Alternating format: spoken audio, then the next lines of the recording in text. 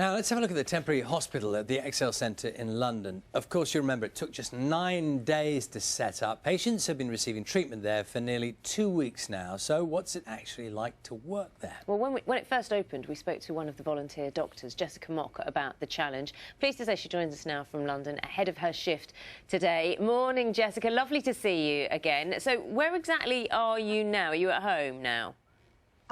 Yeah, at home. Okay, I live very close. Pardon? I live very close to the Excel Centre. So excellent. So you're going on shift today. Is that correct? Yes, 8 o'clock.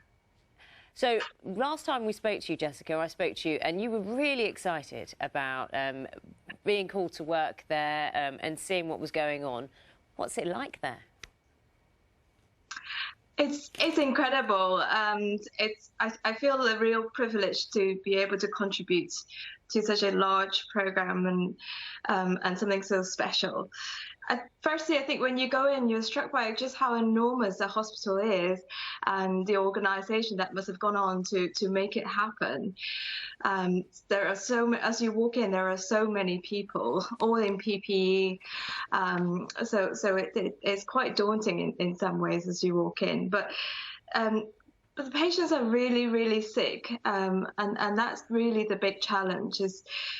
It requires so much skill, so many people, really working in a big team to get these patients better. And the patients, they deteriorate really rapidly. They can 1 minute do really well, and the next minute look really unwell again. So that's quite scary for everybody, and I think that's why it needs all that organisation and backup to run this hospital. But what I really love about the work is I've met so many incredible people who are from such diverse background. As I started, I was a little bit apprehensive because I'm a surgeon by background, not a critical care doctor. But actually, when I got there, I realised the skill set is so mixed.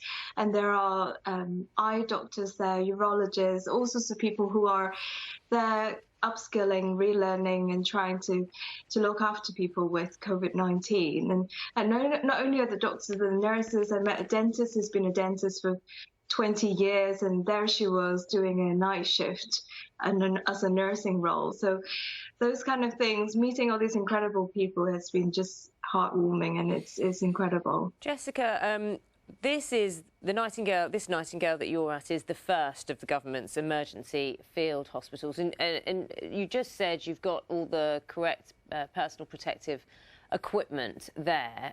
Is that a fact? You have no concerns about the PPE supply where you are?